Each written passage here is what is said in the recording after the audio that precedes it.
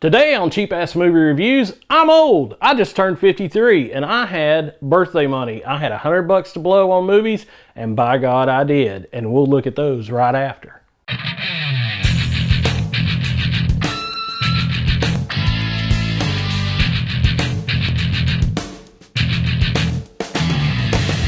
Welcome into Cheap Ass Movie Reviews. If it's old to you, it's new to me because I probably haven't seen it and I picked it up cheap. This is Cheap Ass Movie Reviews. I'm Eric Stafford, and recently my family was so nice to give me $100 to go and spend on movies for my 53rd birthday, and I did. And I went to different varying locations, and I'll try to keep that in the story as I go through it. But we're going to go through all the movies I picked up and just go through each one and see, talk about some of them a little bit, have a little bit of a review for some of the ones I've already watched or seen. And but for the most part, we'll just get started. I'm a Southern man. I have to go to the Dollar General, and I do. And I go, and they have these Blu-rays out there, and I got to pick them up. And I mean cheap Blu-rays. We're talking like, now this is not my usual cheap. This isn't Dollar Tree cheap. This is like $4.95. So $4.95, $6.95.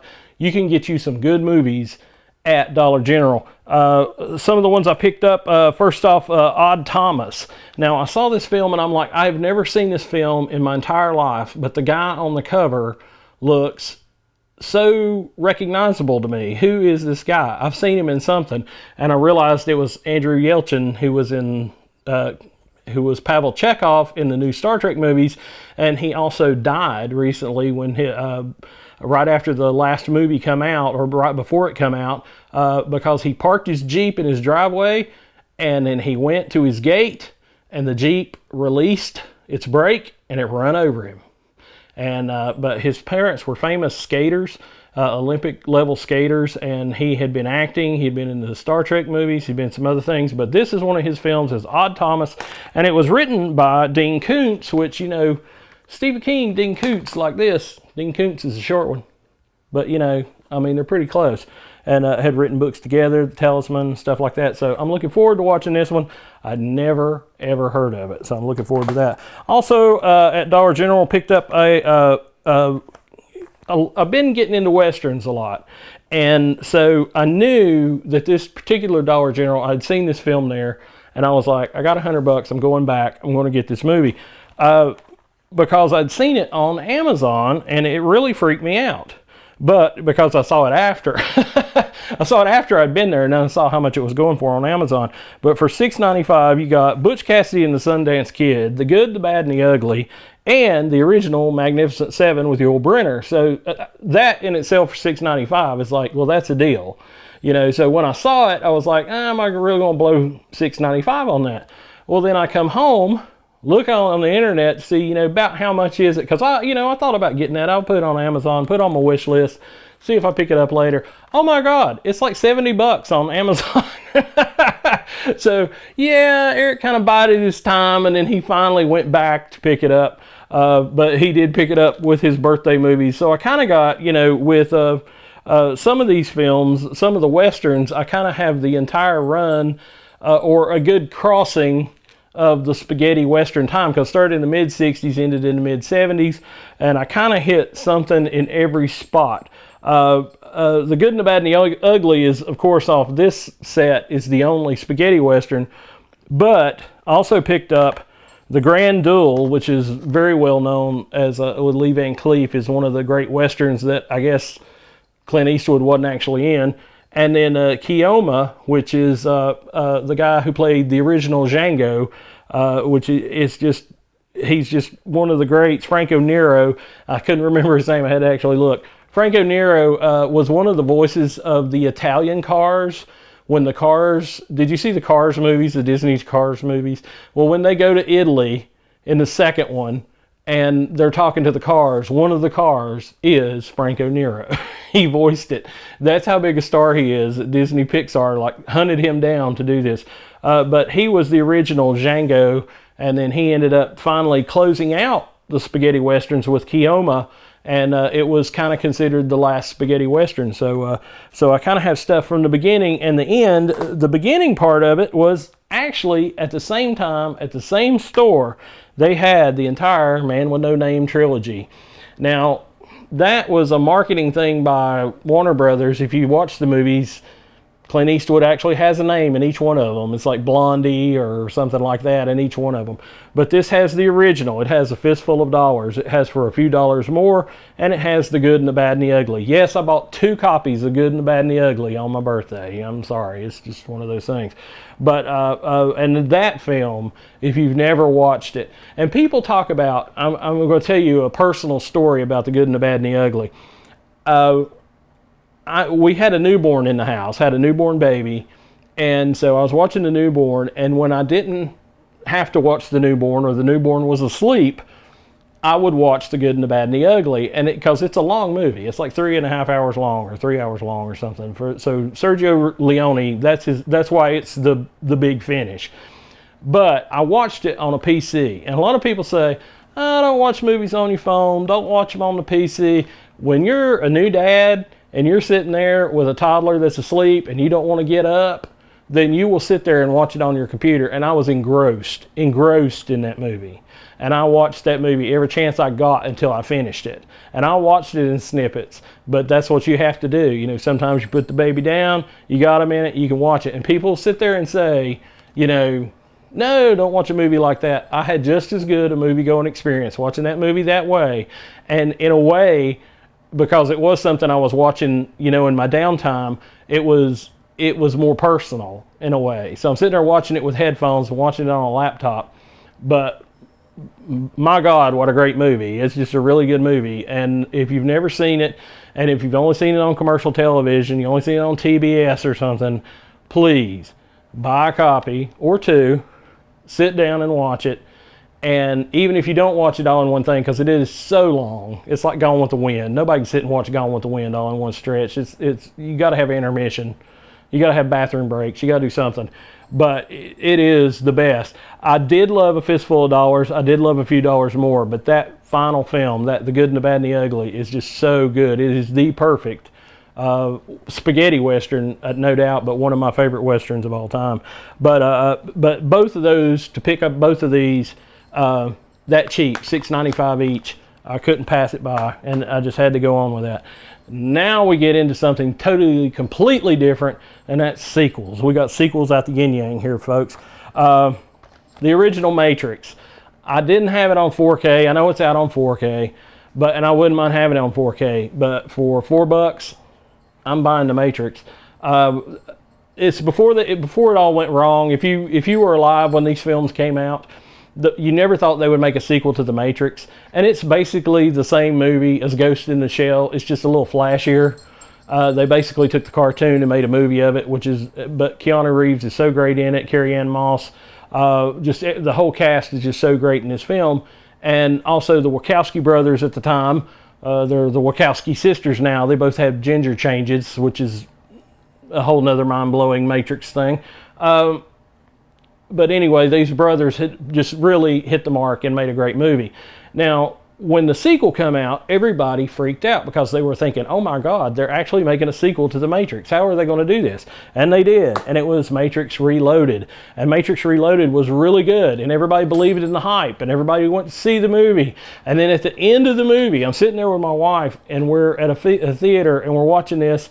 And he gets to the White Room. This movie's so old, I don't feel like I'm giving any spoilers. He gets to the man in the White Room, and then he tells him that, you know, this is all past other things. You know, then you're like, what?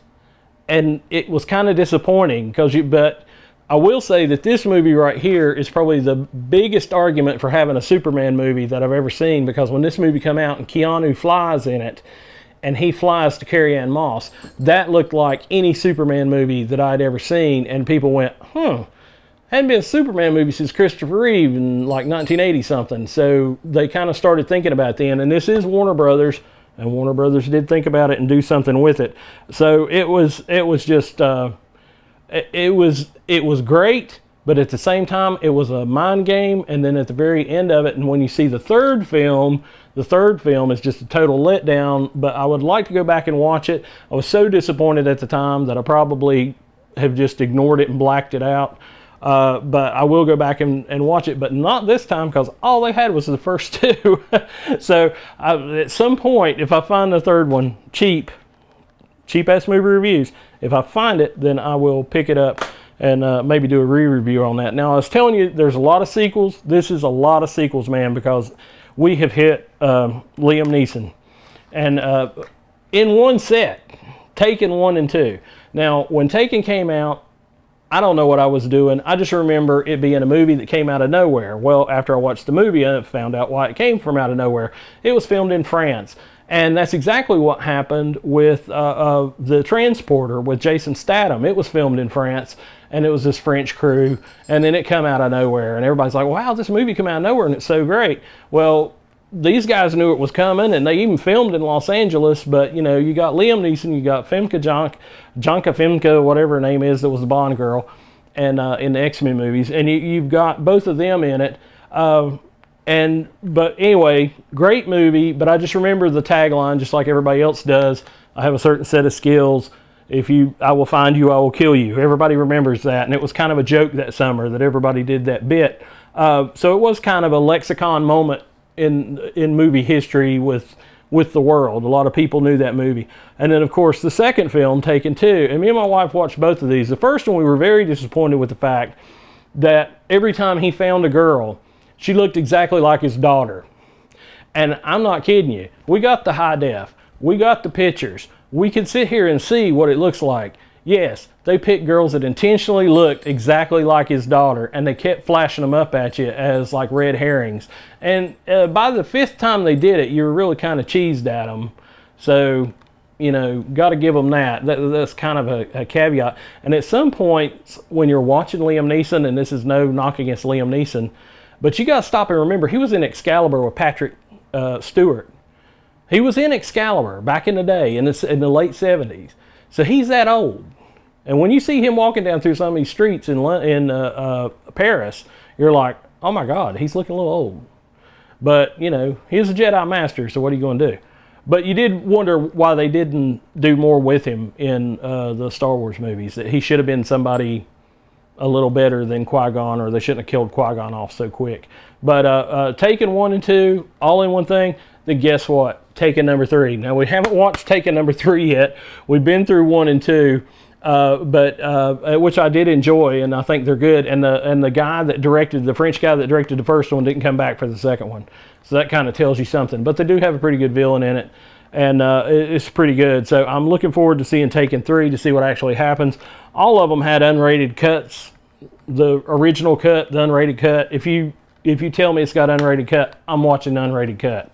Why am I going to sit there and waste my time watching whatever the theatrical cut was, which was you guys pandering to PG-13 audiences? I'm not going to do that. I'm going to watch the real one, and that's the one you wanted to do anyway.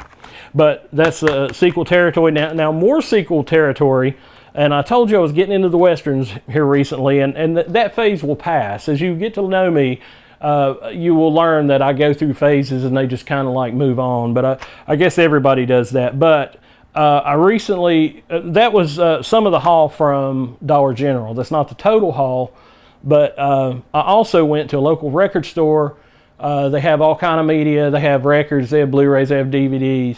They have some comics, they have 45s, they got CDs, they got tapes, they got, 8 tracks and cassettes. They got a little bit of everything. They even got Laserdisc, which I didn't think the guy would take Laserdisc, but it's a local place called Dead Wax Records. So if you look up Dead Wax Records online, or Dead Wax Records in Lenore, North Carolina, then you can find out some more information about them. It's a small independent record store.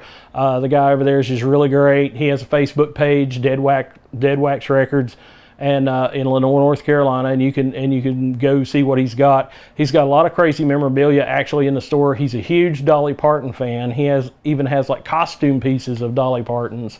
Last time I was in there picking up movies, he was talking about that she had canceled her tour.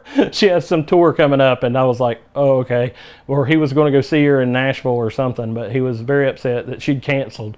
And he was like, yeah, everybody's canceling because of COVID and all this stuff. So, but anyway, great little store, but I like to go over there. I've sold him some movies when I was selling a lot of movies. At the same time, I bought some from him, so he's kind of like a good trader kind of guy. But he had a copy of all 6 Django movies on DVD, and it's 2 disc. It's got A Man Called Django, Django the Runner, Hanging for Django, Django A Bullet for You, Return of Django, and Pistol for Django. And if you don't know, when spaghetti westerns came out and the movie Django actually hit with Franco Nero, then a lot of people just like started naming their character Django because nobody had that name copyrighted, so they just did. So I doubt that this is the complete Django titles that are out there, but it's a good start. It's 6 of the films. I've never seen them. I can't wait to watch them. They're going to at least be a little fun and extra violent, so looking forward to that. But I did pick that up at Dead Wax Records. I also picked up a Canadian movie called Big Legend, which is like a swamp monster, boggy creek kind of critter. But I had never heard of this film. It's called Big Legend, and it says the myth is true. Stars no one you know. Well, I lie. Lance Henriksen is in it. Lance Henriksen will show up for a paycheck in just about anything. He's in this movie, by the way, too. I didn't know that. If you go back and look, he's in the original Terminator. But also, I happened to be talking to a friend of mine, and he was talking about Stephen King movies, and he was like, man, have you ever seen Dreamcatcher? And I'm like, who's in it? And he's like, well, you got Morgan Freeman, Thomas Jane, Jason Lee, Damon Lewis, Timothy Oliphant, Tom Sizemore, and Donnie Wahlberg. Now, that's a cast you can't buy. You couldn't buy today. Now, Tom Sizemore, you could get him to come and open the local gas station because he had a pretty bad fall. But anyway, this movie called Dreamcatcher, and then it's written by Lawrence Kasdan and directed by Lawrence Kasdan. And I'm like, oh my God. Now, if you don't know who Lawrence Kasdan is the guy that wrote Star Wars Empire Strikes Back, and he also wrote Raiders of the Lost Ark. He had a hand in Solo, this last Solo movie. So that's why I didn't understand why people hated that movie so much. Because the guy that wrote Han Solo, wrote it. He's the guy that knew him. But anyway, this Stephen King's Dreamcatcher, I have never heard of this film. As far as I know, it's not available on Blu-ray. My friend was telling me that. I don't know if that's for true. But it is so old that it is in an original Warner Brothers snapper case. And if you're old enough to know, they had these crappy snapper cases that it was a piece of cardboard strapped to a piece of plastic. And it's probably the cheapest cover you'll ever see in your entire life. But it's so old, it's on a snapper case. Haven't watched this yet, but my friend went on and on about it, about how he saw this movie as a kid. It's got something to do with aliens trying to take over the world, Morgan Freeman and Jason Lee and all those folks, and Thomas Jane, and it's just an all-star cast. And Stephen King, Lawrence Kasdan, so it's got to be at least pretty good. I haven't watched it yet, but my friend could not shut up about it, and I just happened to find it at Dead Wax Records, so at Dead Wax Records in Lenore. Also picked up Memento, which I have never seen. I know that's probably, a lot of people will think that's kind of crazy. I know folks have this on their 100 movie list, but it is just a film that I've just never, it sounds good. I like Guy Pearce that's in it. I like Carrie-Anne Moss that's in it from The Matrix. And so I like both of them. And then on top of it, it is just, it's a start-out movie from, I can't even remember the guy's name, Christopher Nolan. Christopher Nolan is one of his first movies, the guy that did the Dark Knight trilogy. So it's going to be good. Inception, the upcoming Tenet that everybody is placing their hopes on, that's going to do well in theaters once they open the theaters again. So Memento, haven't seen it yet, but we'll get to it. That was the last one I had. Well, not the last one, but one of the last ones from Dead Wax Records. Now, I did hit Big Lots. We have our Big Lots here, and they have usually regular movies. They don't seem to change them out as much as other stores do. They don't seem to go through them as quick. But I did pick up a couple of titles there, one of them being a twofer. We talk about sequels. Terminator Genesis, which stars, of course, Arnold Schwarzenegger back again And but then it also has a lot of great new characters in it, or new cast members in it, and it has former Doctor Who Matt Smith playing Skynet. So when I heard that, Matt Smith was going to be in a Terminator movie, I was kind of looking forward to that. I never did see the film, and then I heard, oh, it's horrible. Oh, they gave away the movie on the poster. And I'm like, oh, okay. So, and they do. They give away the movie right on the poster. there's like no hope. And I think that's why I didn't go see it in the theater, was I was like, oh, well, they gave away the movie. They just basically gave away the movie. But in this 2-pack, it has the Terminator Genesis, which I enjoyed greatly. And also the original Terminator, which I went back and watched after watching Terminator Genesis, because they do a lot of retrofitting that original movie from 1984. So I did go back and watch it after seeing them, and the new cast of characters that are in it are really good. I enjoyed everyone that was in it. The guy that played Captain Boomerang in Suicide Squad plays Reese in it, and then Sarah Connor is played by I can't remember the lady's name. She's the dragon lady on Game of Thrones. She's a dragon lady. So, and she's really good, and she does look like Sarah Connor from the original film. So I thought that was good casting. They do have a lot of switch ups in it.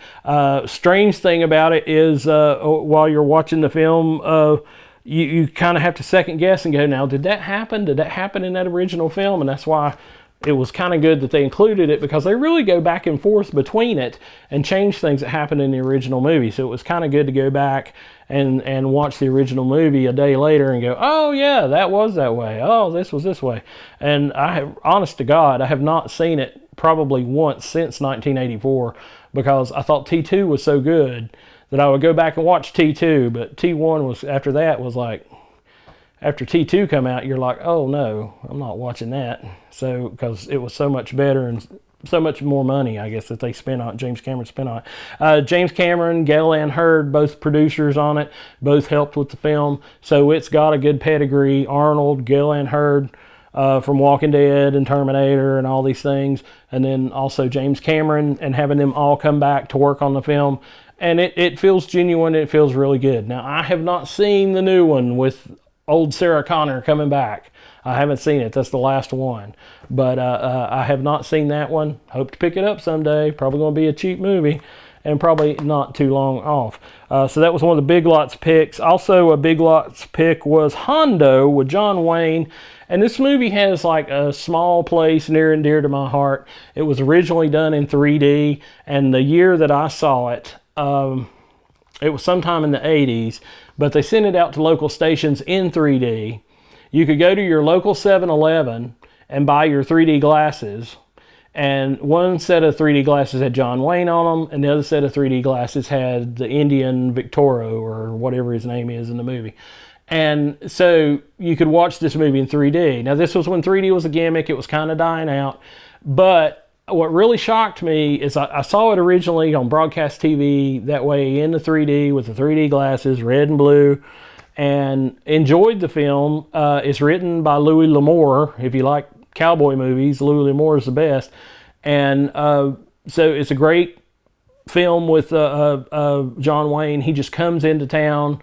It's the stranger, and then he helps things or helps fix things. So it's the perfect stranger with no name film, and he just comes into town. But I just really enjoyed the film when I saw it in 3D back in the 80s, and I'm really stunned that they didn't put it in 3D on the disc, because you can get like Friday the 13th 3 in 3D. You can get movies in 3D. It's not a big deal to have the old red and blue glasses and that, and to know that they had even printed red and blue glasses with John Wayne's face on them and the Indian Victoro on them.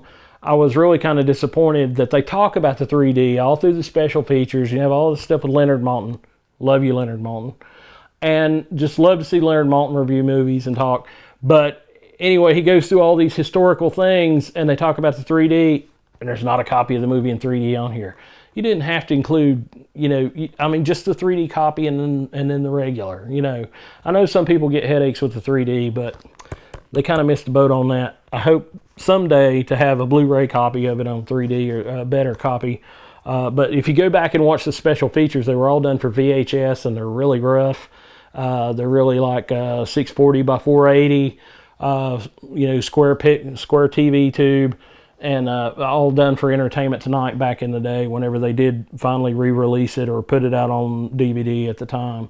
But Hondo is a great movie if you've never seen it, whether you see it in 3D or not. And there's a couple of 3D tricks where they punch at the camera and stuff like that, poke a spear. They do a couple of things like that, but not many. So that's why it's kind of cool, because it's not totally hokey with the 3D. But a great little movie if you've never seen it, and the perfect John Wayne character. He just comes in out of nowhere, he fixes everything, and then of course he rides off into the sunset. So you can't beat that. Now, that was the last one I got at Big Lots. I only got 2 at Big Lots, or 3 if you count 2 Terminator movies. But getting into the Western thing, we're getting into the movies that I actually watched. I haven't watched all of them. But I did pick up Stephen King's The Dark Tower at Dollar General. It was $4.95, so I did not see the film when it came out. This part of all of these is I didn't see it when it came out. Some of them, some of these movies, like especially Sony movies, Sony's going to make you pay to see a movie. Wherever you see it, you're going to pay to see that movie, and that's the God's honest truth. If you go to PlayStation Network and try to rent the movie, if you go on Apple and you try to buy the movie, if you go to Amazon and try to buy the movie, that sucker's going to be $19.95. And for $4.95 sitting on the shelf, yes, I did pick it up. And so anyway, it's got the great Matthew McConaughey and Idris Elba in the story. They say it's kind of a sequel to the books. Now, I read the first Dark Tower book about the gunslinger, and in your mind, you're not thinking Idris Elba, but that's the way it is with a lot of books. You're not thinking of that. But Idris Elba is fabulous in this movie, and you can't, after you watch him do it, you can't think of anybody else. Matthew McConaughey is so evil that you just, but he's so good looking, but he's evil, and you can't help but like him because he's evil with, by tricking people and stuff at sometimes and just being totally ruthless. So it's definitely worth seeing. But the whole thing is there's a dark tower at the center of the universe that holds the entire universe together.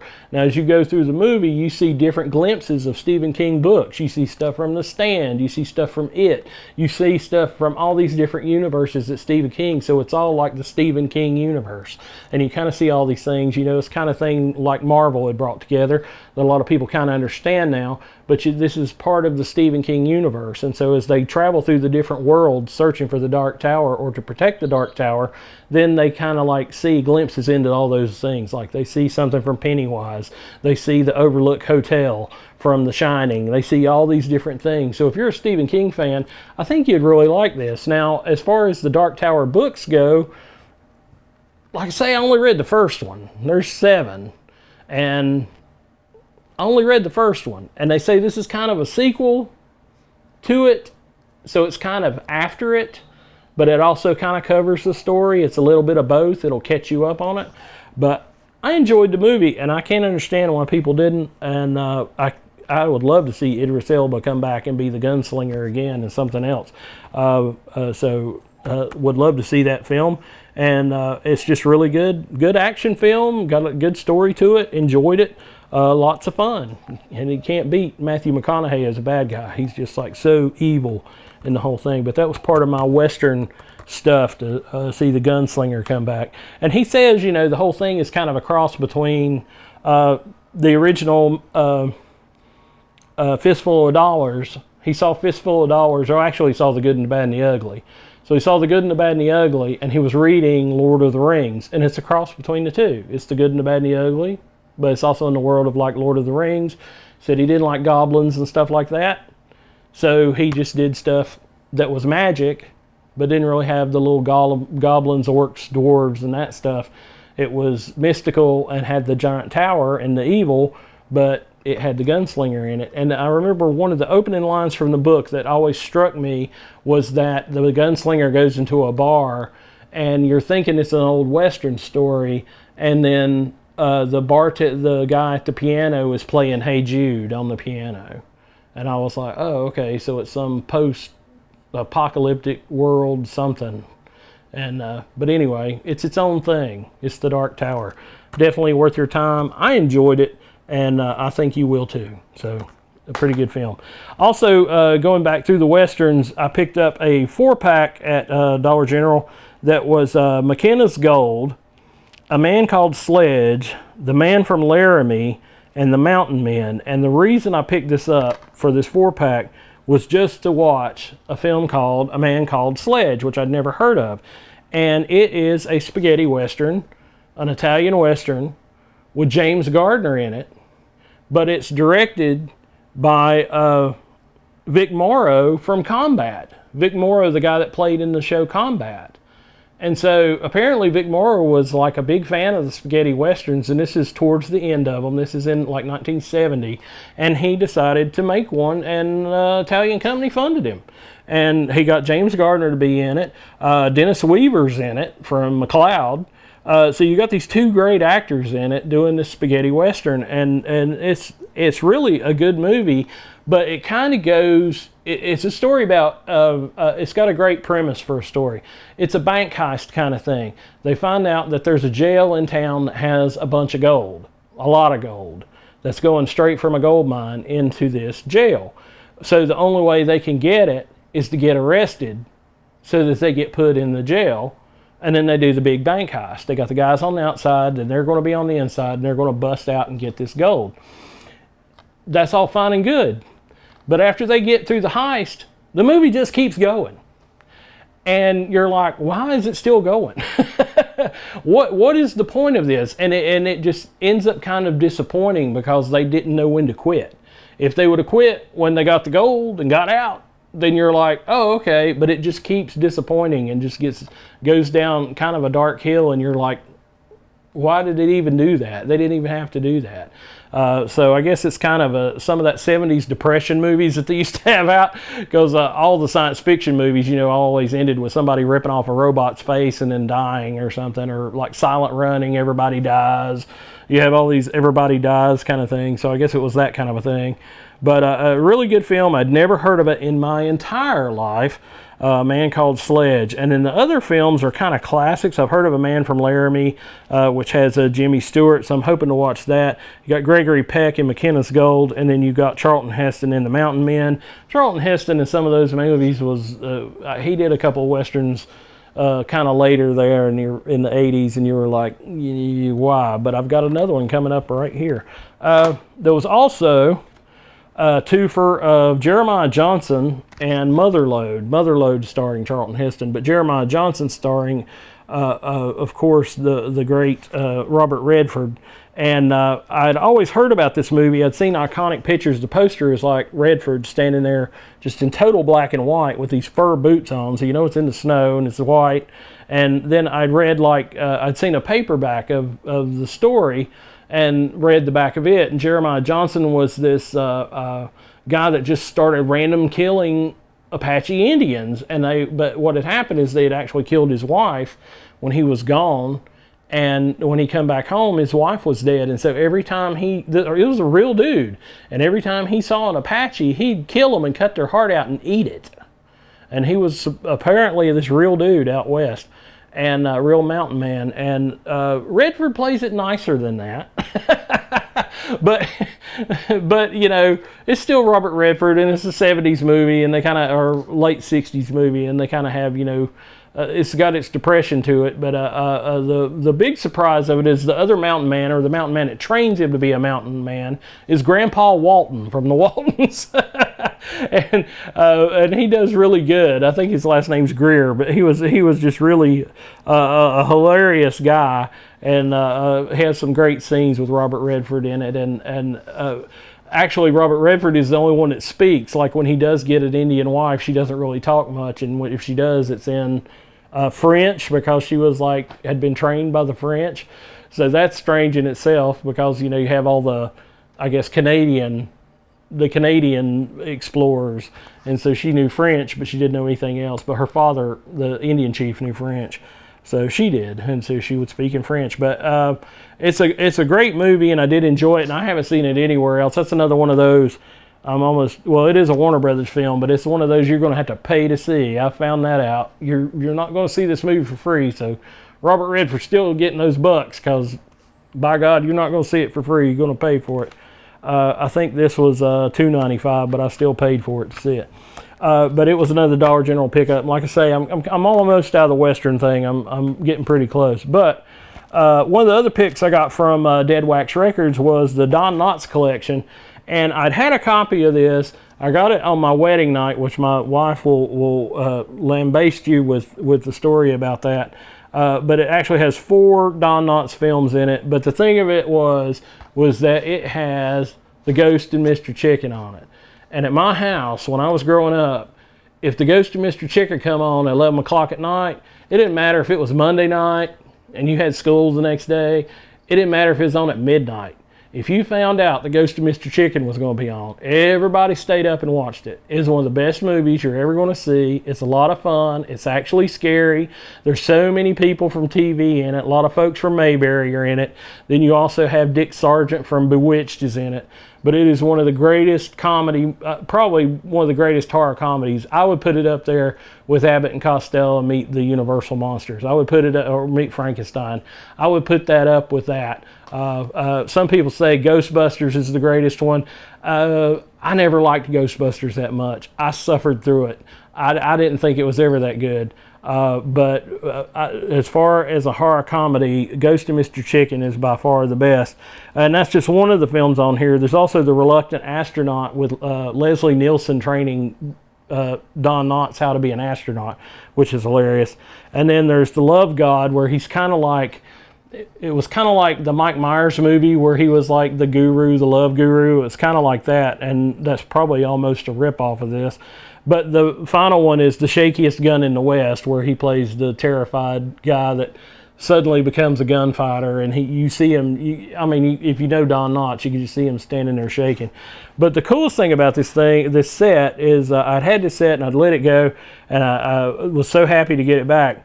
But you have the Don Knotts pullout here. It is all kind of paper and plastic, but it does have a really nice, it has a really nice set that you can see all the stuff in there. It's got the clip, how he looks in the 4 different movies. It's the 4 different characters. It's got information about all 4 movies. And it was just a really nice box set of the Don Knotts films. The only thing it's missing, of course, is Mr. Limpet, which that's a Warner Brothers picture, and I think these are owned by somebody else. These are Universal. So you gotta go pay Warner's if you want to see the wonderful Mr. Limpet. But I always enjoyed Don Knotts, and he's just a comic genius. I even liked him on Three's Company. I know a lot of people didn't like him as Mr. Furley, but I loved him even in that. Just a great guy, and just loved seeing him in those things, and I was really happy to pick that up. Now you've seen all the cheap movies, okay? We've talked about the cheap movies, talked about all the cheap movies that I picked up. I've counted, and it's 37 movies total. Now, that does include Good and the Bad and the Ugly twice, but it's worth it. But the one full price movie that I did buy, and I did buy a full price movie, was the DC Universe movie Justice League Dark, The Apocalypse War. And the reason I bought it was because I love the character of John Constantine, and he's been in the Justice League Dark movies. This is the new one. This is the Target exclusive. I did get the Steelbook that you can only get at Target. And it came up that, okay, the Steelbook's $20 at Target, but the 4K is $25.99. So you can get, for $20, you can get the exclusive one that you can't get anywhere else in the Steelbook. Or if you want to see it in 4K, you got to buy the 4K one, which is $26.99 or $25.99. And when I explained that to my wife while we're in the store, she said, "They actually make you make that choice?" Yes, by God, they do. Yes, yes, they do make you make that choice, that you have to choose between the exclusive or the high-res picture. And I know some other reviewers out there that would probably say, "Oh, get the high-res picture." No, it's already animated. It's as sharp as it's going to be. It's sharper than anything you're going to see, with your eye, because it's going to be, anything else that's filmed. But anyway, what happens in this particular film, of course, is the Justice League Dark is all the horror characters from DC, including John Constantine, and the Hellblazer, John Constantine.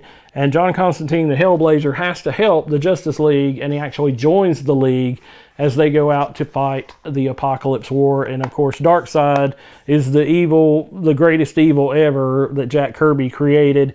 And there's a thing with the animated series that they've done with Superman and all that, where they've had all this apocalypse stuff in it, which is Apocalypse is the planet Darkseid is from. So they have these apocalypse wars and stuff where he's fighting Darkseid trying to take over the Earth. But the one thing that drove me crazy about this movie, because I immediately watched it, this is probably the first one I watched, was that they pit Superman against Darkseid yet again. And it's like, he doesn't have to fight Superman every time. There's a whole league of people. Why has he got to fight Superman?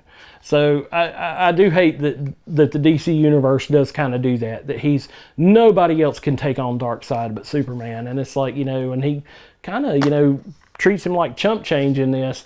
I won't tell you who some of the characters are in it, because I'm pretty sure that'll give away most of the story. Because the other characters that show up in it kind of figure in the end of it. And if you've read any of those books, then you would know exactly, just by the character name, what happens. And I thought that was kind of a bad thing, that I'm sitting there as a guy who hasn't read some of these books, or the books that this is based on, in 20 years or 30 years, and I'm sitting here going, oh, well, this is going to happen at the end of it. I mean, that's kind of bad. I mean, it's an enjoyable movie. They do a lot of good turns. You have this is kind of a farewell to the DC Universe movies, because they've got a new production team that's doing stuff, and there's even a short on here for Adam Strange, which is I don't know if you know who Adam Strange is, but he's kind of DC's version of John Carter of Mars. He gets thrust to the planet Rann by Zeta Beam, and then he falls in love with a beautiful girl there, and then every now and then the Zeta Beam sends him back to Earth, and he's all depressed and sad until he can get back to Rann, the planet that he has adopted.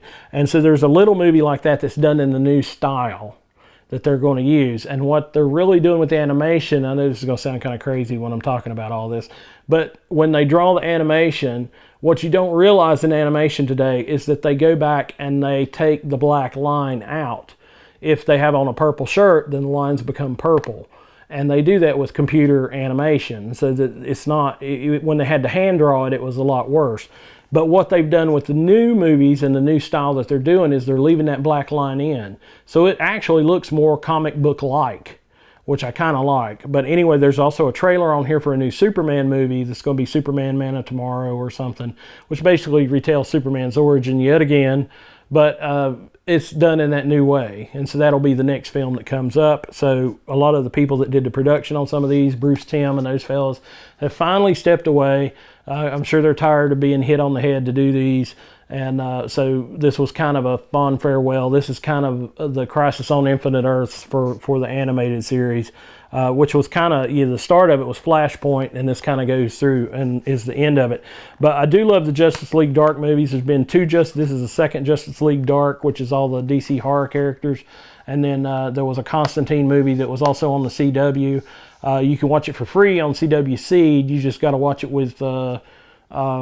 if you download the app for CW Seed, then it's on there. It's like Constantine, City of Demons.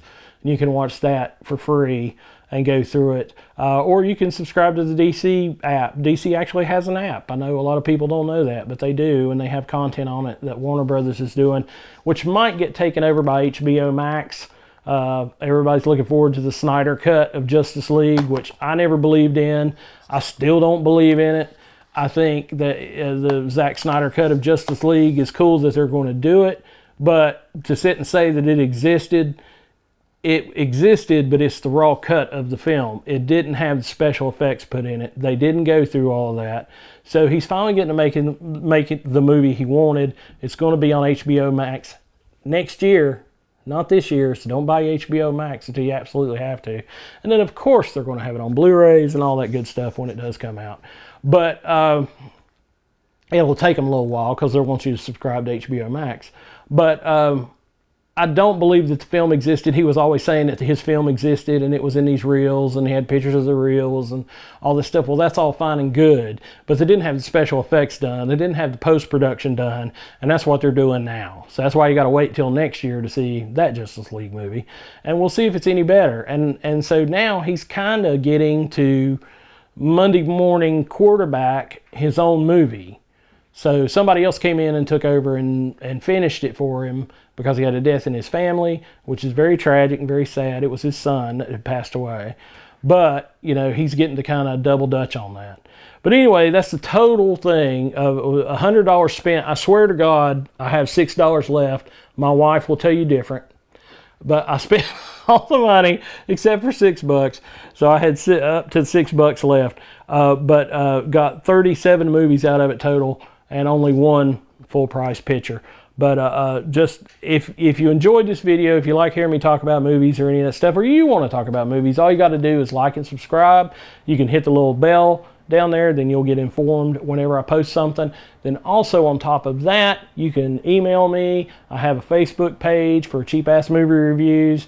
And I know this wasn't a cheap movie, but it was cheaper than the 4K, so I'll give you that. But that was kind of my birthday blowout haul. And I just really appreciate you guys. If there's anything you want me to review or anything that you want to talk to me about movie-wise, all you got to do is hit that button and email me and let me know, or comment on the video below. There's no wrong way to do it, and I'll be happy to do it. I'm Eric Stafford saying I hope you have a great time at the movies.